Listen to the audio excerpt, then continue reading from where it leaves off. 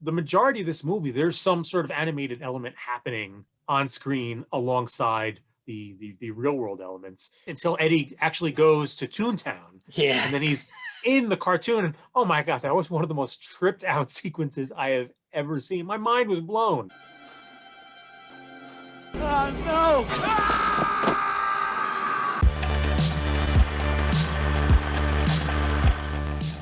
This is how we handle things down in Toontown.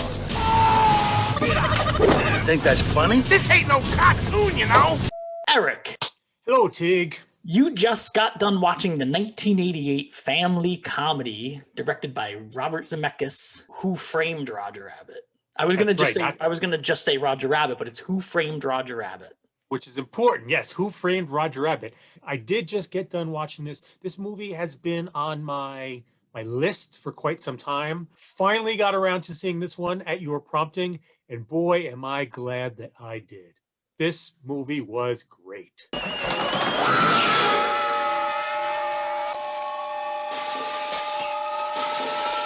I'm glad you enjoyed it because I was a little afraid it wouldn't hold up well enough for you too. Oh, I mean, not only did it hold up, I think this movie still continues to be. I think this is timeless in a lot of ways. Both from a technical standpoint, it holds up incredibly well, and just from a filmmaking perspective, it also holds up very well. While this isn't like a hard and fast rule, there's always exceptions. I think one of the things that tends to elevate good movies to great movies is when a movie manages to sort of operate on multiple levels at the same time. Because this is not only like a technical tour de force. Holy crap.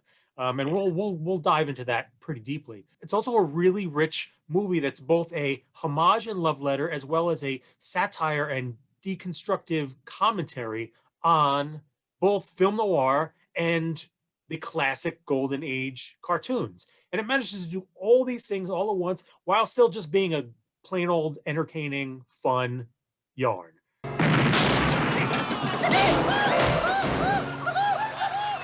We both sort of move in these like retro circles and you never hear anybody talking about it or anything. It was huge at the time, and then somehow in the 90s it just fell off the planet. It's kind of sad in a way. Yeah, I remember it being a real big hit, and unfortunately the thing that seems to have lingered on the most for people seems to be Jessica Rabbit. You had prepared 20 years ago. Now that I've finally seen it, that actually irks me a little bit because it's such a superficial, silly thing to cling on to. And this movie is doing so many things right. I'm certainly not knocking fandom of the character. I mean, I get it, especially because she was such an exaggeration of the sexy female characters from the cartoons that we grew up with, especially the Looney Tunes cartoons. So, I mean, I get why she would sort of stick in the memory, but there's just so much good stuff going on in this movie that like she's way down on my list of things that I was really taken by.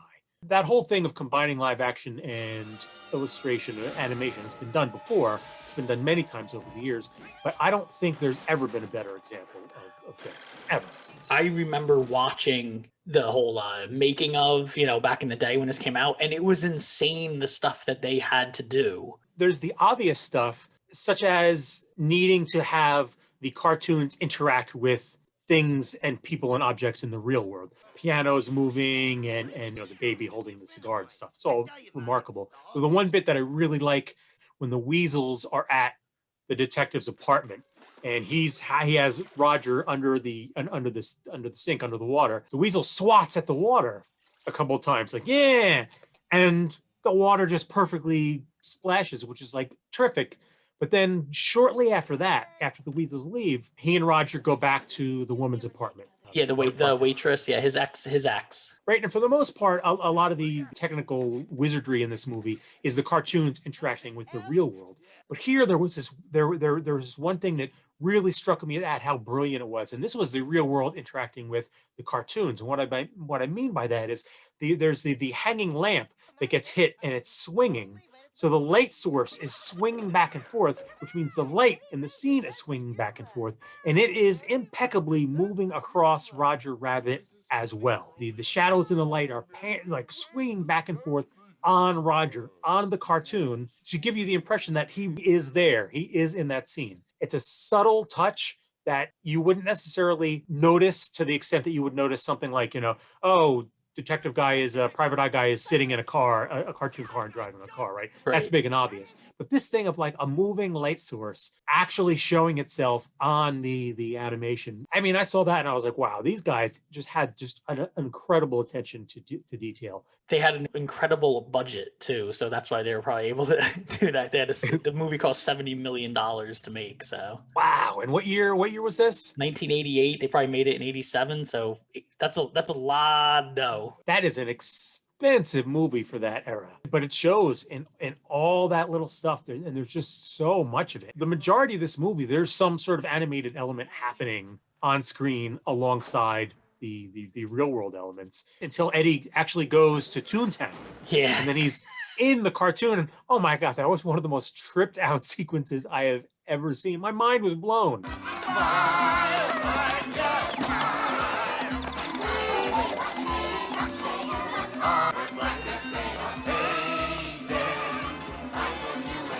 The thing that I loved about it is that it's such a perfect homage to those classics with these elaborate musical numbers and the singing and all the characters in the background moving, and even the nature of the animation, the way it moved was very much reminiscent of those earlier cartoons. Again, not only does it hold up, but I think this could right now go toe to toe with anything on the screen today. I watched it again last night and I was like, this is, it was a lot of fun to see it all again. And like you said, to see all the stuff that they did that I didn't even really notice as a kid. You go into the bar, there's the octopus, and every one of those tentacles has something going on. It's either holding something or moving something and all that. And in the whole bar, you've got the penguins walking around with trays, and Donald and Daffy are performing on stage with the pianos. You mentioned Daffy and Donald performing in that scene. And I think that gets into one of the other things that I really liked about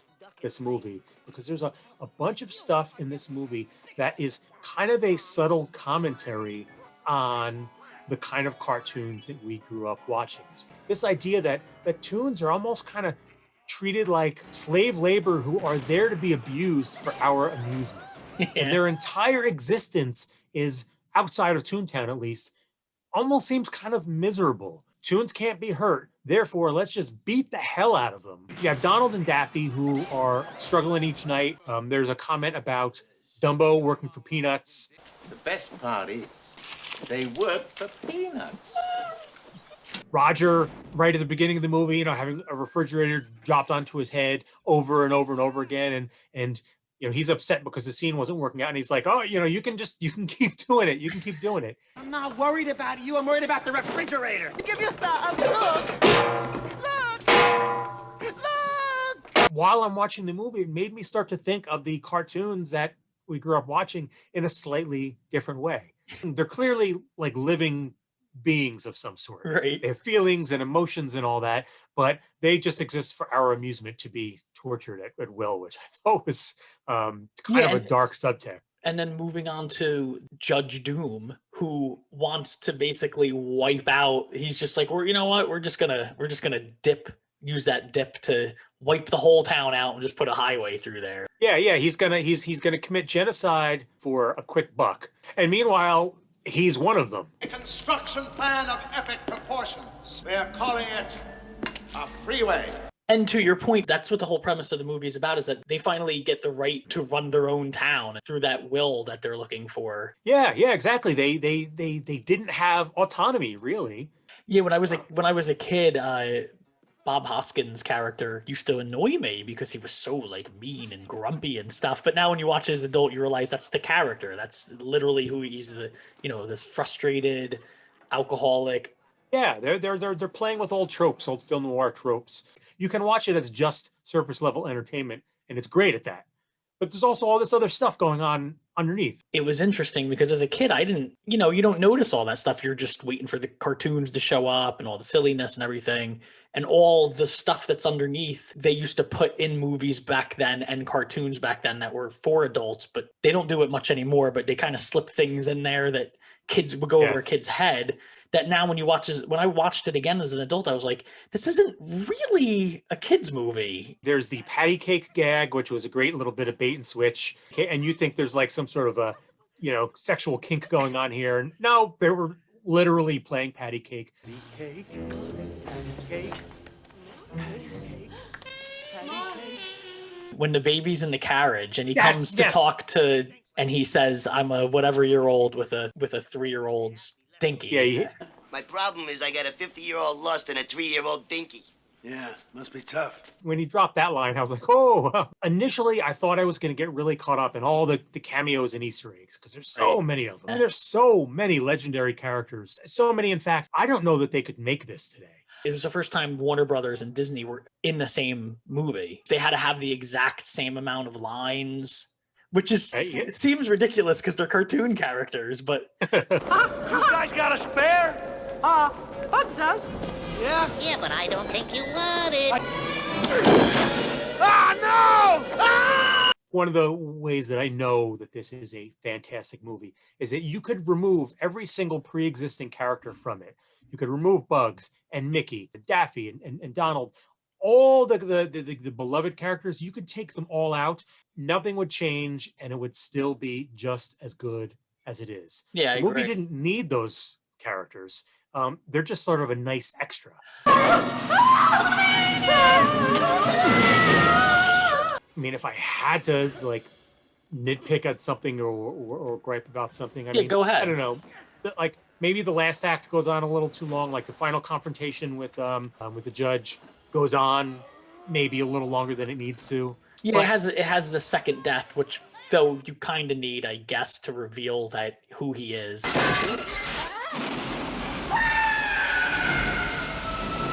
And that was a fun reveal too, because in classic cartoon way, he gets run over by a steamroller, and he comes up all flattened and stuff. That was a horrifying scene when I was a kid. When he first gets run over by the steamroller, it's like dramatic until he obviously pops back up. But Holy smoke, he's a toon!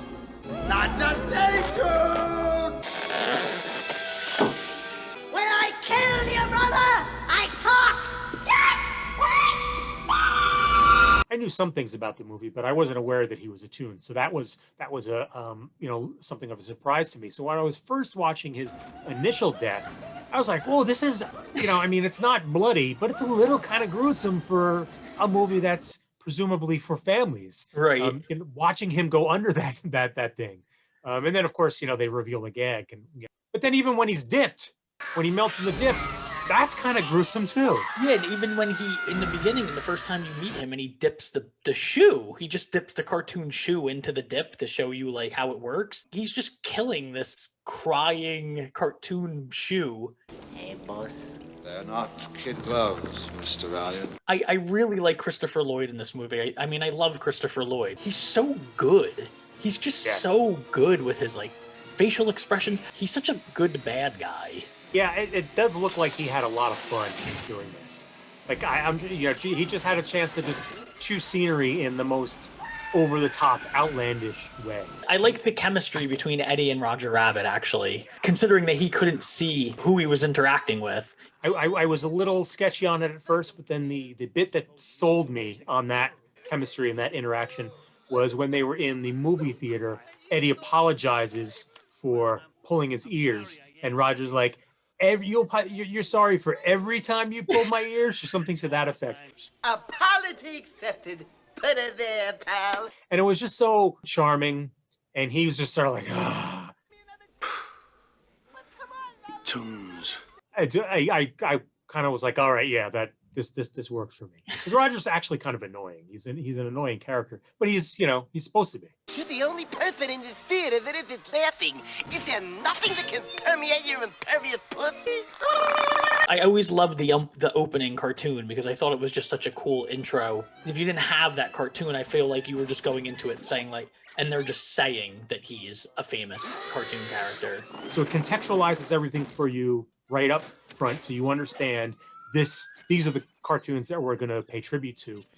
And then also completely upends it, because at the end of the scene, that's what, when the baby is actually revealed to be this gruff, cigar-smoking asshole, it completely subverts those cartoons and makes you understand that, oh yeah, we're going to pay tribute to those classic cartoons, but this world's a little different and it's not quite what you think. This was great stuff, and I'm really glad I finally got a chance to check this off my list, because it was great fun. And for the technical wizardry alone, it would have been worth watching. But the fact that it was doing so many other things and doing them so well in such an entertaining way, plus had cameos from so many of my favorite characters. After watching this, I immediately fired up a bunch of my Looney Tunes on Plex and watched a bunch of classic Looney Tunes. Green Hornitoads, that's smart! With that out of the way, Chig, do you realize what our next episode is? 25? 25! 25! For a big monumental episode like that, we need a big monumental picture. Oh boy. We have to right a wrong. And as somebody who grew up as a movie fan, as well as grew up Italian, it's time. Set aside 3 hours of your life, my friend, because you're watching The Godfather. I never wanted this for you. And I refused to be a fool. It's not personal. It's strictly business. I'm gonna eat a little gabagool. I'm gonna get a nice antipasto. You! Leave a comment down below, because that's what we love to hear. We love to hear back from you all. That's half the reason why we do it. Check out our Patreon and Nerd Out with me if you want to see these a little bit early and get some bonus stuff. And we will be back next Saturday. Thanks for hanging out with the Movie Club.